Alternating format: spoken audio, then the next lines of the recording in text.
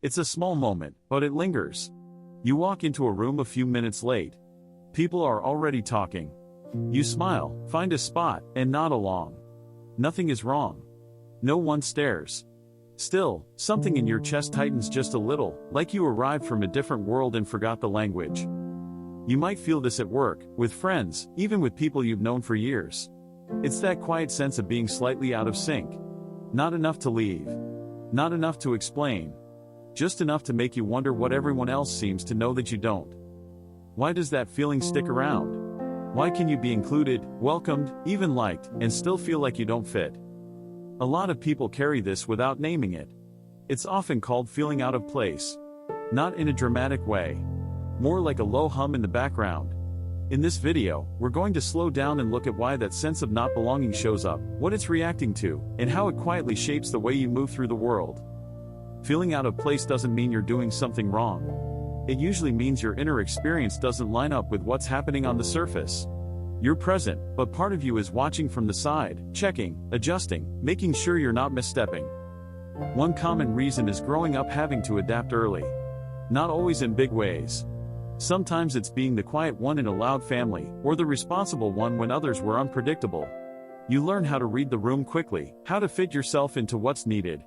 Over time, that skill becomes automatic. You enter spaces already scanning for how to belong, instead of letting yourself arrive as you are. Later in life, even when no one expects you to adjust, your body still does it. So you can be welcomed and still feel like you're borrowing the space. Sometimes, it comes from being misunderstood once in a way that mattered. Maybe you shared something and it landed wrong. Maybe you were labeled in a way that didn't feel true. Even if it happened years ago, your mind can hold on to that moment as a warning. It quietly says, "Be careful here." So when you're with new people, or even familiar ones, part of you stays slightly guarded.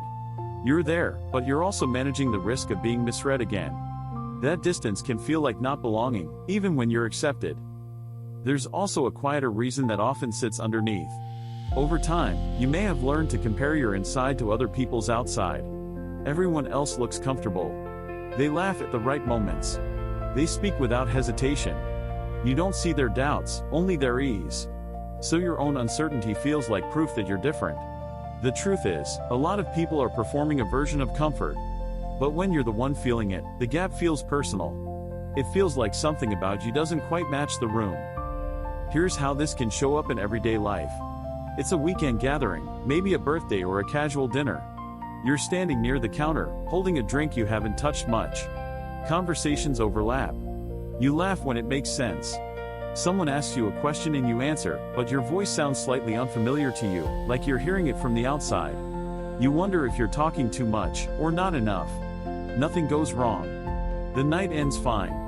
But on the drive home, there's a hollow feeling you can't quite explain. If you've been there, you're not strange. You might know someone who lives like this. This is what belonging struggle can look like when it's quiet. The tricky part is that this feeling isn't always about the people around you. Often, it's about how safe you feel showing up without adjusting. When your system is used to checking first, belonging can feel conditional, even when it isn't. There are a couple of gentle ways people start relating to this differently, not to make it disappear, but to soften it. One is noticing the moment you start watching yourself. It's subtle. It might be when you replay what you just said, or when you hesitate before joining in. Instead of pushing that feeling away, you can quietly name it. This is the part of me that's trying to stay safe. Not as a problem. Just as information. When you name it, it often loosens its grip a little. You're no longer fully inside the feeling. You're aware of it. Another is grounding yourself in something real in the room. The chair under you. The sound of someone laughing nearby. The temperature of your drink. These details remind your body that you're here, not being evaluated. This works because feeling out of place often pulls you into your head. Small physical details bring you back to the moment, where belonging is usually already happening. There's one more thing that matters here, and it often gets missed. Feeling like you don't fit doesn't mean you're meant to find a place where you never feel that way again. For many people, it's not about finding the perfect group.